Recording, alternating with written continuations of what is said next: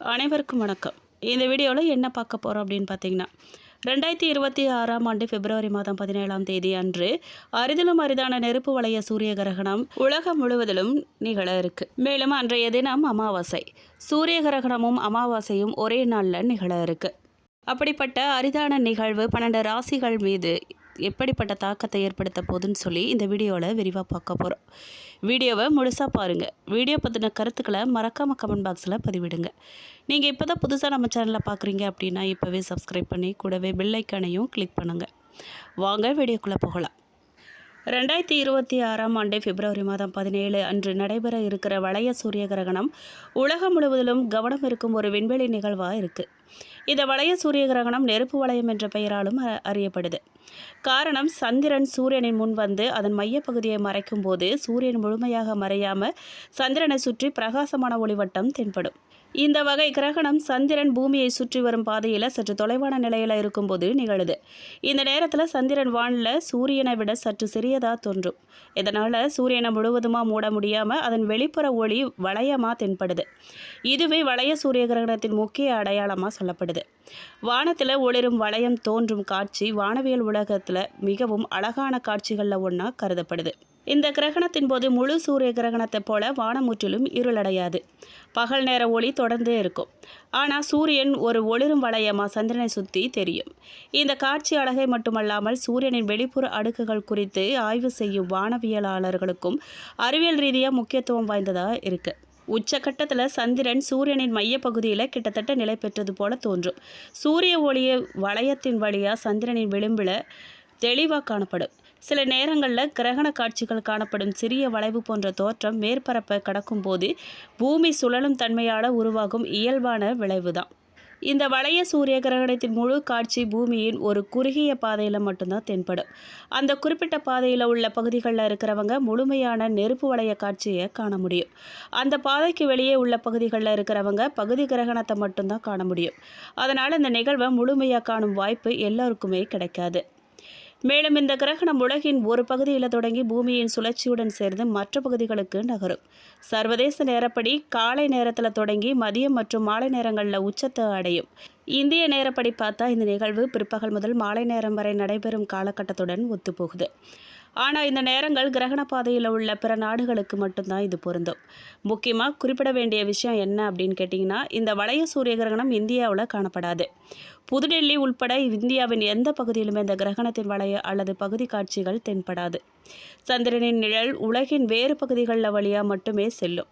இதனால் இந்திய வானவியல் ஆர்வலர்கள் நெருப்பு வளைய காட்சியை நேரடியாக காண முடியலனாலும் உலகளவில் இது 2026ஆம் ஆண்டின் முக்கியமான வானவியல் நிகழ்வுகளில் ஒன்றா இருக்க போகுது.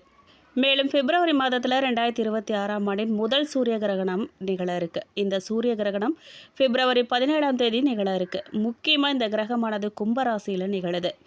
ஜோதிடத்தின்படி இந்த சூரிய கிரகணம் சிறப்பு வாய்ந்ததாக சொல்லப்படுது. எதிரியாக கருதப்படும் சனி பகவானின் ராசியில் நிகழும் இந்த சூரிய கிரகணத்தின் தாக்கம் அனைத்து ராசிக்காரர்களின் வாழ்க்கையிலுமே ஏதாவது ஒரு வகையில் பாதிப்பை ஏற்படுத்தும். அதில் சிலருக்கு சிறப்பாக இருந்தாலும் சிலருக்கு ராசிக்காரர்களுக்கு வாழ்க்கையில் பல சவால்களையும் பிரச்சனைகளையும் சந்திக்க நேரிடும் வகையில் அமையும். மேலும் ஒவ்வொரு முயற்சியிலுமே தோல்வியையும் அவங்க சந்திக்கக்கூடும்.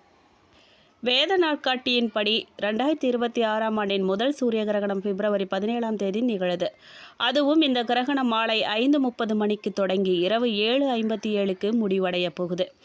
இப்போது 2026ஆம் ஆண்டின் முதல் சூரிய கிரகணம் எந்த ராசிக்காரர்களுக்கு மோசமாக இருக்க போகுது, எந்த ராசிக்காரர்களுக்கு சுப பலன்களை தரப்போகுதுன்னு சொல்லி இந்த வீடியோவில் விரிவாக பார்க்கலாம் வாங்க. மிதுன ராசிக்காரர்களை பொறுத்த வரைக்கும் இந்த நிகழ்வானது திடீர் திருப்பங்களை உண்டாக்க போகுது. ராசியில் உள்ள ஜென்ம குரு பகவான் வெகு விரைவில் வக்ர நிவர்த்தி அடைய போகிறார். குடும்பத்தில் மகிழ்ச்சியான சூழ்நிலை நிலவ போகுது. பேச்சாற்றலால் லாபம் சம்பாதிக்க முயல்வீங்க. பற்றாக்குறை பட்ஜெட் உபரி பட்ஜெட் ஆகும். உறவினர் பகை அகலும். வியாபாரம் தொழிலில் இருந்த மந்தநிலை மாறும். பெரிய மனிதர்களின் ஆதரவோடு புதிய தொழில் தொடங்கும் முயற்சி வெற்றி உண்டாகும். ஊடகங்களில் பணிபுரியறவங்களின் தனித்திறமைக்கு உரிய அங்கீகாரம் கிடைக்க போகுது. பணி நிரந்தரமாகும். சம்பள உயர்வுடன் கூடிய பதவி உயர்வு கிடைக்க வாய்ப்பு இருக்கு. சிலருக்கு விருப்ப திருமணம் நடக்கலாம். பெண்களின் முயற்சிகளுக்கு கணவரின் ஆதரவும் உதவியும் கிடைக்க போகுது. திருமண தடை அகலும். ஆரோக்கியத்தில் முன்னேற்றம் உண்டாகும். வெளிநாட்டில் வசிக்கிறவங்களுக்கு பூர்வீகம் வந்து செல்றதுல நிலவிய தடை தாமதங்கள் அகலும். தினமும் சிவபுராணம் படிக்க உங்களுக்கு தொல்லைகளெல்லாம் அகலும், மனக்கவலைகள் தீரும். மேலும் உங்கள் குடும்பத்தாரிடமிருந்து மிகுந்த மகிழ்ச்சியும் ஆதரவையும் நீங்கள் பெறுவீங்க. பணியிடத்தில் அமைதியும் நிம்மதியும் நிலவப் போகுது. உங்கள் உற்சாகமும் ஆர்வமும் அதிகரிக்கப் போகுது. போட்டி முயற்சிகளில் எதிர்பாராத வெற்றியை நீங்கள் அடையக்கூடும். நீண்ட நாட்களுக்கு பிறகு ஒரு அறிமுகமானவரை சந்திக்க நீங்கள் நேரிடலாம். மேலும் உங்களுக்கு அதிர்ஷ்டமான நிறம் இளம் சிவப்பு. அதிர்ஷ்டமான எண்கள் 2. மிதுனம் ராசி அல்லது லக்கணம்காரர்களுக்கு பாக்கியஸ்தானத்தில் சூரியன், சுக்கிரன், புதன், ராகு இருக்கிறதால கோயில் கும்பாபிஷேகங்களை எடுத்து செய்வீங்க. நீங்கள் வண்டி வாகனங்களை தொடர்பான விஷயங்களில் கவனமாக இருக்கிறது நல்லது. பல விஷயங்களில் நன்மை உண்டாகும். சில காயங்கள், வெட்டு காயங்கள், நண்பர்களால் பிரச்சனை, அண்ணன் தம்பிக்கிடையே பிரச்சனை வருவது, சிலரின் வீட்டில் தம்பிக்கு மனம் சார்ந்த பிரச்சனைகள் வருவதற்கான வாய்ப்பு இருக்குது. கவனமாக இருந்துக்கோங்க, எச்சரிக்கையாக இருங்க. வேலையில் முக்கியமான மாற்றங்கள் ஏற்படும். வெளியூர், வெளிநாடு வாய்ப்புகள், வேலை வாய்ப்புகள்லாம் வந்து சேரும். அமோகமான காலகட்டமாக இருக்க போகுது. தட்சிணாமூர்த்தி வழிபாடு அனுகூலத்தை உங்களுக்கு தரும். உறவுகள் தொடர்பான விஷயங்களில் நீங்கள் ரொம்ப மிகுந்த கவனமாக இருக்கணும். பயணங்கள் செய்யும் நேரத்தில் புதிதாக அறிமுகமாகும் நபர்களிடம் எச்சரிக்கையாக இருக்கிறது நல்லது. பெற்றோர் பெரியோரின் ஆரோக்கியத்தில் அக்கறை செலுத்துறது நல்லது. விரயங்கள் அதிகமாக இருக்கும் காலகட்டமாக இருக்கிறதால வெள்ளிக்கிழமை மதிய வேளையில் உணவு தானம் கொடுக்கறது உங்களுக்கு நன்மையை தரும். மேலும் சனிக்கிழமைகளில் கோதுமை, வெல்லம் சேர்த்து பசுமாடுகளுக்கு தானமாக கொடுக்கும்போது உங்களுக்கு நன்மைகள் நடக்கும். இரத்த அழுத்தம் தொடர்பான விஷயங்களில் நீங்கள் கவனமாக இருக்கணும். நவகிரகத்தில் இருக்கும் குரு பகவானை வழிபாடு செய்கிறது முன்னேற்றத்தை கொடுக்கும். மகான்கள் வழிபாடும் உங்களுக்கு மேன்மையை தரும். மேலும் உங்களுக்கு கொஞ்சம் சாதகமில்லாத பலன்கள் நடக்க போகுது. சில இடங்களில் வேலை அழுத்தம் அதிகமாக இருக்கும். சில இடங்களில் போராட்டமாக இருக்கும். உத்தியோகத்தில் சின்ன சின்ன பிரச்சனைகள்லாம் ஏற்படலாம். ஆனால் எதிர்பார்த்த ஒரு காரியம் சிரமத்தை கொடுத்ததுக்கு அப்புறமா நல்லபடியாக நடக்கும். வியாபாரத்தில் உழைப்புக்கேற்ற லாபம் கண்டிப்பாக கிடைக்கும். புதிய முயற்சிகளில் நீங்கள் கவனமாக ஈடுபடணும். குடும்பத்திலிருந்து வந்த முரண்பாடுகள்லாம் விலகி அமைதி உண்டாகும். பிள்ளைகளால் தேவையில்லாத செலவுகள்லாம் ஏற்படலாம். மேலும் உத்தியோகத்தை பொறுத்த வரைக்கும் அலுவலகத்தில் அதிகமான உழைப்பை போட வேண்டிய நிலை உருவாகும். சம்பள அதிகரிப்பு, இடமாறுதல் போன்றவற்றில் இழுபறி நிலை நீடிக்கும். வியாபாரத்தை பொறுத்த வரைக்கும் வியாபாரத்தில் இடையூறுகளை தாண்டி வருமானம் அதிகரிக்கும். புதிய முதலீடுகளில் இறங்க வேண்டாம். நீங்கள் குடும்பத்தில் சின்ன சின்ன பிரச்சனைகள்லாம் ஏற்பட வாய்ப்பு இருக்குது. பிள்ளைகளால் மருத்துவ செலவும் உண்டாகலாம். பெரியோர்கள் அன்பு உங்களுக்கு முழுமையாக கிடைக்கும். கொஞ்சம் கவனமாக இருங்க. குடும்பத்துக்காக பொருளாதாரத்தை அதிகரிக்க அயராது நீங்கள் பாடுபடணும். கலைத்துறையினர் போட்டிகளை தாண்டி திறமையை வெளிப்படுத்துவாங்க. மேலும் புதிய முதலீடுகளில் நிதானமாகவும் கவனமாகவும் தான் இருக்கணும். மேலும் சந்திரனின் இடப்பெயர்ச்சி உயர்வு தாழ்வு கலந்த பலன்களை உங்களுக்கு கொண்டு வரப்போகுது. 9ஆம் இடத்துல ராகு இருக்கிறதால விவசாயத்தில் அதிக மகசூல் பெறுவீங்க. மேலும் நீங்கள் எந்த விஷயங்களில் எச்சரிக்கையாக இருக்கணும் அப்படின்னு பார்த்தீங்கன்னா, வியாபார விஷயத்தில் நீங்கள் கவனக்குறைவாக இருக்கவே கூடாது. புதிய முதலீடுகளில் நிதானமாக செய்யணும். மேலும் மிதுன ராசிக்காரர்கள் தங்கள் தொழில், உத்தியோகம், வியாபாரம், குடும்பம் ஆகியவற்றின் முன்னேற்றத்திற்காக உழைக்க வேண்டியதாக இருக்கும். பண விஷயத்தில் ஏனோ தானோன்னு இருக்கக்கூடாது. மேலும் பெரியோர்களின் ஆசி உங்களுக்கு முழுமையாக கிடைக்கும். நீங்கள் பரிகாரமாக சிவபெருமான வழிபாடு செய்யுங்க. மேலும் உறவினர்கள் வருகை உங்களுக்கு மகிழ்ச்சி தருவதாக இருக்கும். ஆனால் உடல் ஆரோக்கியத்தில் கவனமாக இருக்கணும்.